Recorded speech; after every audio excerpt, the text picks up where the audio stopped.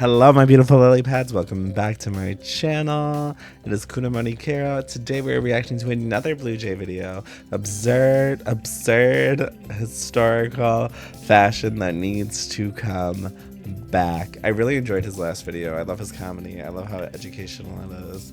And I'm pretty sure this video is going to be smacking.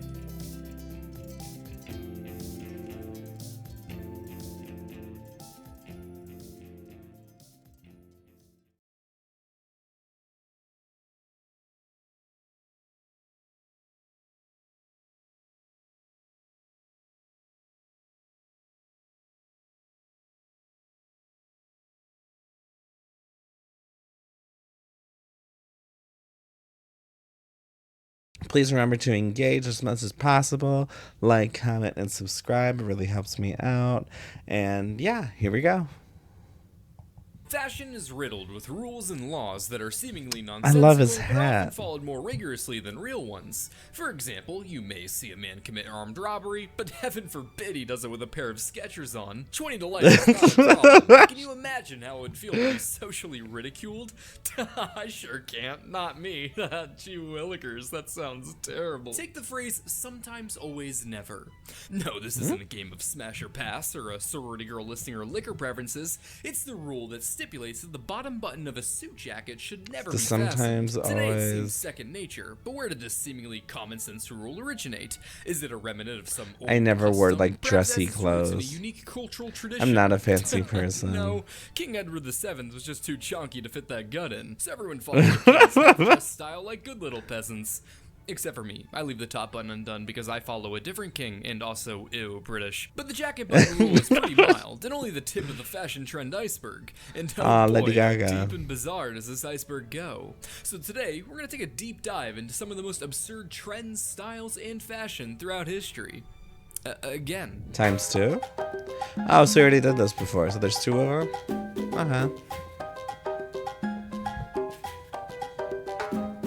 You kick us off, Benjamin. Got a favorite fashion era in history? I'm a big fan of mid-1900s German fashion. Okay, gonna try not to read into that. But alright, well, mid-20th century Germany saw a more authoritarian style of fashion. Oh, I was like, suits, what? Drindle dresses, and nothing was more popular than a massive hole in your chest cavity. What? Oh, you didn't know? All the cool drafted boys were wearing it. The style was best achieved by facing a Russian T-34 on the Eastern Front. But unfortunately for you, that method isn't around anymore. So if you want to achieve this fashion and be one of the cool kids, I recommend playing World of Tanks. World of Tanks is a free-to-play PC game where you can toy around with a massive arsenal of all transition. kinds of big honkin' tanks Very and huge creative. online battles. Historical accuracy is the name of the game, and World of I don't care about so World they of know I Tanks. sent ya. Thank you, World of Tanks, for sponsoring the video. That was a really clever transition. You go get 'em, champ. Now, where were we? Ah, yes. It's Victorian London, and a contagion is spreading. Street by street, town by town, women can be seen struggling as they try to walk down the road.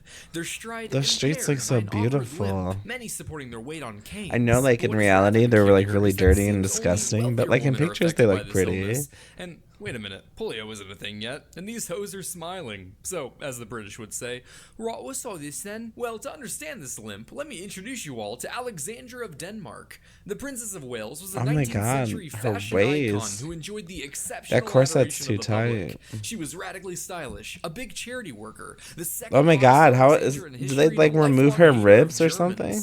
So all around pretty based. This meant that whatever the royal did, the masses would blindly follow like a 19th century K-pop star. Wearing a radical new dress style, the people did too. Choker covering a childhood scar? Why not? Life-threatening rheumatic fever, leaving her with a permanent limp? Count me in. I love Forrest Gump. Oh That's my right. God. Alexandra's influence on fashion was so strong that it transcended just petty physical garments to include physical ailments as well. So not long after Alexandra began limping in public, were London's fashion followers seen waltzing down the streets like they were covered with Legos. In their best attempt to come off as quirky little cripples, women would stumble about with canes. That and is go so as far as bad. wearing different size Quirky shoes for a cripple. more authentic handicap. Oh, Edward, I absolutely adore your Oh limp. my Tell God. me, how do you pull it off? I have cerebral palsy. Oh, I must inquire my cobbler about that brand. And your cane is just adorable. While at first the style was more DIY in nature, the more cunning shoemakers came to realize that there was a golden opportunity to make a fat stack. Oh my god, that is a very absurd fashion. To help the upper class's biggest fashionistas achieve that oh so desirable crippled stride. Here we have some of my finest What country work. was this again? How beautiful! You've outdone yourself, Henry. Now, madam, I noticed as you strode in that you partook in the limp. Is that right? Why, yes. I'm delighted you've noticed. It's quite remarkable. Does he just shave the heel? Stride. Oh, stop it! You are quite the charmer. I did watch a few struggling children from my carriage the other day to study. They're quite adorable. Oh my god. A few months ago now. Anyway, I wanted to see if you'd be interested in our limited edition upgrade to these fine pair of shoes. Those are some pretty hot shoes. Using some precise and refined craftsmanship, we can perform a modification on these for even more authentic limp. Oh, please, Henry, I must stay up to date on fashion. Yes, of course, of course.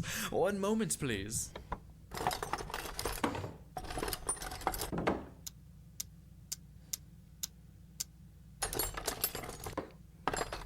Oh boy, it's a whole damn project.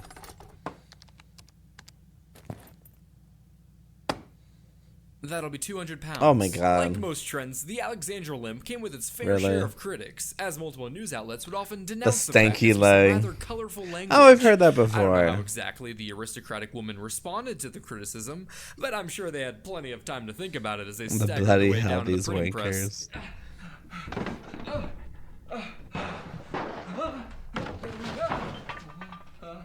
What's going on? He's telling him not to. I was just trying to make it. It's not a phase, but it was a phase, and one that died quicker than The Witcher show's fan base. Thankfully, fashion is like a pendulum, so I'm sure whatever trend that followed proved to be much more practical and mild. Ah, shit. Our next fashion staple takes place a few hundred years back in medieval Europe. You know what? I need an audience. What the fuck? Ah! Say, Tim, you know those medieval paintings with dudes wearing pointy shoes like they're doing a Shrek 4 cosplay? Can you guess why those are popular? No, the radiation stuff is done. You're supposed to leave me alone now. Close. Actually, the shoes were named Kipples after the mythical hag from Polish folklore, Skosi Kipple, known for breaking into people's homes to smear wax all over their cooking utensils. So people wore these pointy shoes to mock Skosi Kipple's abnormal feet. Where did that story come from? Offended that she would crawl back into her hut with her mood for trickery completely ruined.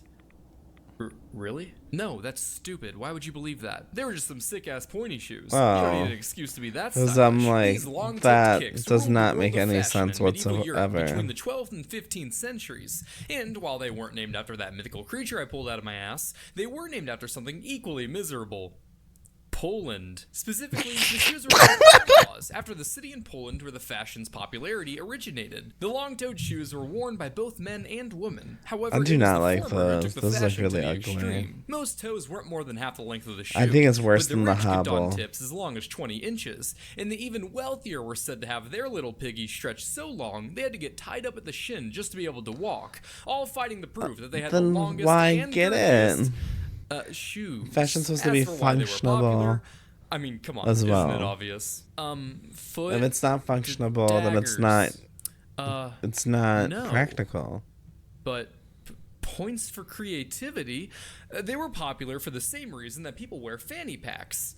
Raw sex appeal. And I completely agree. No. I mean, come on, look at my boy here, looking like he better moonwalk his way down to ye old tavern to pick up some fair maidens. They were truly worn for all occasions, and while they didn't hide a hidden blade like some Assassin's Creed leprechaun, people did wear them into battle to make them grippers look as dangerous as possible. Oh my god. The Knights of the Duke of Austria, that looks so ridiculous. Krakos on horseback. However, in one engagement, they had to dismount to fight on foot, so they were forced to cut off the tips of their shoes and toss them in a huge pile so they could run around and get to stabbing. Okay. All right, let's get killing. Gary, you coming? Gary? Oh.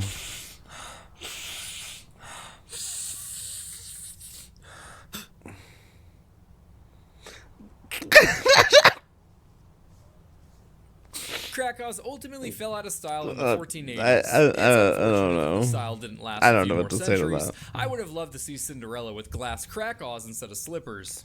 No, Oh. that's not right. There we go. Today, you can still find Krakow-inspired boots called Winkle Pickers, which sounds like some Hulu knockoff version of the Peaky Blinders, so it checks out that they're from England. Winkle but over on the other side of Pickers? the pond, these pointy kicks went by a much I mean, they more don't look as refined name. ridiculous as the Roach Stompers. other ones. While Oh. the origin behind the name Oh. might seem rather obvious, I prefer my headcanon. No. Those are some mighty fine boots, Pa. Why, they're about the only good thing to come out of that Tage country since the white flag. But That I just can't wrap accent, my head around no. this name of theirs. Winkle Pinkles, Whippersnappers, Fickle Pickles, Dag Nabbits, I needs to call them something different. But Finkelwinkles might not be for everyone, so if you're looking to crank that eccentric dial to the max, there's always Mexican pointy boots. Pineapples are known to evoke a lot of emotion from people, from pure joy when asked who lives in one under the sea, to utter hatred when seen placed upon a cheesy grease wheel. So it shouldn't be too surprising to learn that, back in the day, these little prickle cones went for as much as $8,000 in today's money. The popularity of pineapples originates in 1493, when Italian explorer they had to be harder to Christopher get, Columbus right? discovered the little tree fruit on the Caribbean island of Guadalupe. Yeah. Welcome to our island. They weren't easy to Wow, import. Such vivid colors. What zesty flavor. Ah! Oh, and a little bit of bite as well. What a majestic How did he hurt and himself? dangerous muse you are. I can't believe I discovered this. I am the first human being in all of time to lay eyes upon this. What about those people? Delight. I shall call it the Pina de Indies. Excuse me, but It's pronounced master. everyone was crazy. Oh my for these God. small delights. Though, given how far they Terrible. traveled to reach Europe, typically only Terrible. nobility and monarchs were able to get their grubby little paws on them. Some of the wealthiest even built greenhouses to mimic the tropical conditions required to grow pineapples. King Charles II was so Ooh. infatuated with the fruit that he went as far as to commission a literal painting showing his gardener on his knee, presenting it with one glorious prickly boy. Oh which my might seem like a God. bit much to you and me, but keep in mind this was before Instagram made flexing as easy as taking a pic on top of a 4-story parking garage in the Midwest. So they had to go all out. But with how desired, how lavish, and how revered these exotic People who fruits flex on were, it would Instagram, be they got a shame sad to merely lives. eat them, then your pineapple would be Very gone. sad How would everyone know how lives. cool you were with your luscious fruit all hidden away inside your stomach? So in the American colonies of the 1700s, pineapples were used primarily as decorations, and were only finally eaten once they started going bad. People put them in Why would you want to eat it when it's bad? Parties. Forget the baby. There's no room for that clingy leech when you're Ah. busy taking your pineapple out for a stroll. Can't afford one? No problem. You can Make a rent one. smoothie. Make I everyone love think you're banana- rich not enough to bana- be a yeah, banana boy. pineapple They were even sometimes smoothies. protected with their own security Favorite type detail. of smoothie. John, hey, your party is awesome. Thanks, man. Thanks. Hey, if you want to see something really cool, come with me. Check out this bad boy. Holy shit, is that a pineapple? Yeah, dude, an American model too. None of that import trash. God damn, how many spikes is she packing? Oh my God. Can't touch pineapple, Ted. Outside of throwing tea in harbors, a pineapple was the ultimate colonial flex. So whenever there was an opportunity for a pineapple, then a pineapple there will be. Got a teapot? Now it's a pineapple. Building a dome? Why not Oh, a that is a tropical one? cool How about ass a pineapple helmet? teapot. They didn't have pineapple helmets. Aw. But I think that's a hilarious missed opportunity. Pineapples are also the universal symbol of hospitality. Put it on a sign and it meant guests are welcome. When the sign was gone, it meant to get the hell out. And when it was upside down, well, that means they're swingers. But that's a topic for another video. Oh. On a different website. Fast forward to 1900, along comes young industrialist James Dole, who was looking to kickstart large-scale pineapple distribution with a plantation in Hawaii. It was a huge success, and for many The decades, company that James makes supplied the upwards canned of 75% fruit. of the global pineapple supply. But for the world's upper class, this And they meant that do not sell only were the the actual middle class now able to get the spiky fruit, but itself. by God, even the dreadful working class could too. So the esteemed status of the pineapple soon died off. Hello, Caroline. What do you think of this? Ah, yes, a pineapple. I just came from the market where Tom was buying a few. What? Tom the coal miner? The poor fellow? Well, yes, I suppose. Carrying a few pineapples just like yourself. Oh my God. This company would go on Get to become over the it. Dole Food Company, which is notable today for being a large fruit producer and disappointing you with fruit snacks that aren't the Scooby-Doo ones. As for Dole himself, his efforts in the pineapple business would later earn him the nickname the Pineapple King. And to that I say, What better crown than a pineapple helmet? Weird fashion too. 9 out of 10 stars. Okay. Mr. Mouse. Always lose the mouse. That was really interesting. I enjoyed that. The shoes were crazy. Like, who the fuck wears those? I'm like, and the limp thing. Like, yeah, it's just weird, like, trends. Even, like, current trends, like, even a few years back, I'm sure we could pick out a few that were just, like, fucking crazy.